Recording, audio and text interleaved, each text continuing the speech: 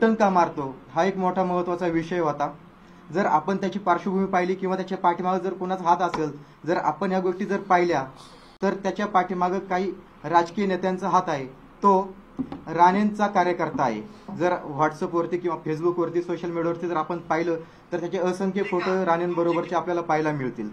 कदाचित ते राणेंच्या सांगण्यावरून जरांगे पाटलांना अडवण्यासाठी किंवा त्यांचं जी आत्ता त्यांना मिळालेला जो प्रतिसाद आहे तो हटवण्यासाठी जाणून बुजून हे केलेलं कृत्य असू शकतं।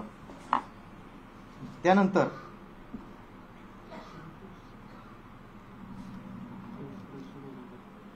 तो कालच्या पत्रकार परिषदेमध्ये म्हणतोय की जरांगे पाटील 8 महिने आम्हाला भेटायला आलेले नाही। जर आपण जर पाहिलं तर जेलमध्ये फक्त आरोपीच्या रक्ताच्या नातेवाईकांना आणि वकिलांनाच भेटता येतं। ज्यावेळेस दर आठवड्याला मी मुलाखतीला जायचो, त्याची मुलाखत घ्यायचो, त्या चौघांशी बोलायचो मी, त्यावेळेस जरांगे पाटील माझ्याबरोबर असायचे, परंतु ते जेलच्या बाहेर असायचे। त्यांचा निरोप मी त्या मुलांपर्यंत पोहोचवायचो, मुलांचा निरोप त्यांच्यापर्यंत पोहोचवायचो। त्यांच्या घरच्यांना देखील जरांगे पाटलांनी लागेल ती मदत त्यावेळेला केलेली होती, माझ्या डोळ्यात देखत केलेली होती।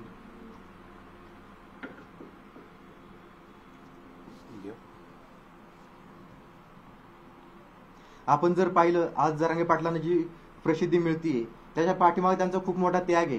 त्यांनी मराठा समाजासाठी स्वतःला अर्पण केलेलं आहे, परंतु त्यांची जी प्रसिद्धी आहे ती काही राजकीय नेत्यांच्या डोळ्यामध्ये खूपच असल्यामुळं हे त्यांच्या विरोधात षडयंत्र रचले जातात आणि त्यांना बदनामी करण्याचे डाव आखले जात आहेत। आता मागे आपण पाहिलं असेल ते अजय बारसकर, त्यांनी देखील जरांगे पाटलांवरती टीका केली। काय होतं, कोणाचं रिगो हर्ट झालं जरांगे पाटलांकडून की लगेच तो विरोधात जातो। त्या दिवशी बारसकर महाराज जरांगे पाटलांना पाणी प्या म्हणून रिक्वेस्ट करत होते, सांगत तुम्ही पाणी प्या।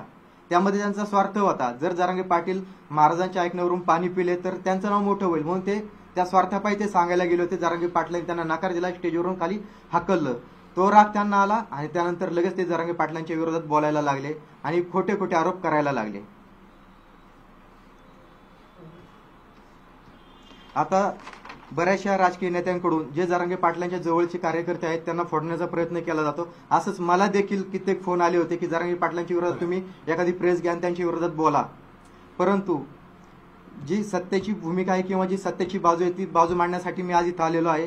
जरांगे पाटलांकडनं असं कुठलंही समाजाचं नुकसान होईल असं कुठलंही कृत्य केलं जात नाही किंवा ते काही समाजाला भावनिक करत नाही की तुम्ही तोडफोड करा किंवा हे करा ते करा। उलट जरांगे पाटील पहिल्या दिवसापासून आजपर्यंत ते सांगतात की आंदोलन आपल्याला शांततेत करायचंय आणि त्याच पद्धतीने शांततेत आंदोलन आजपर्यंत तरी चालू आहे।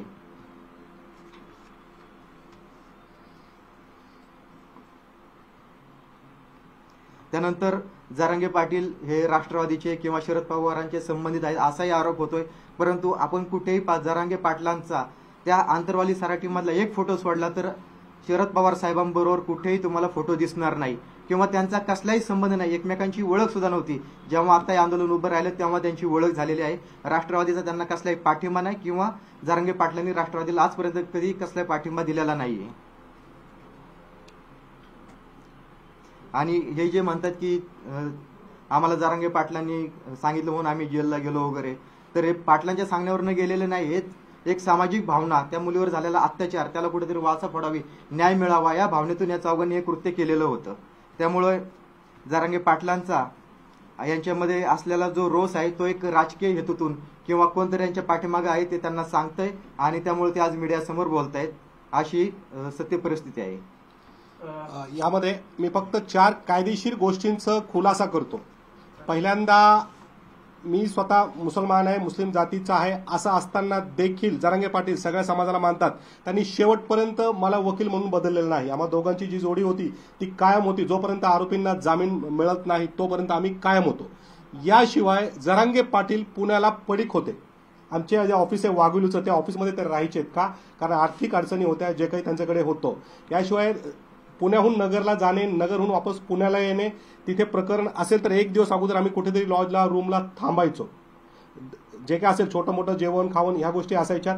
याशिवाय आम्ही हे प्रकरण लढत असताना ती जी माऊली ती जी ताई होती ती आमची बहीण होती, म्हणून आम्ही दोघांनीही त्यामध्ये स्वतःहून 1 रुपयाही घेतला नाही। आम्ही स्वतः त्या गोष्टीला नकार दिला का, कारण माझ्याही घरी बहीण आहे, माझ्याही घरी आई आहे, म्हणून आम्ही दोघांनी त्या गोष्टीला विरोध केला की आम्हाला नकोय। याशिवाय वकिलांची जी फौज आहे त्याचा जो होता वकिलांची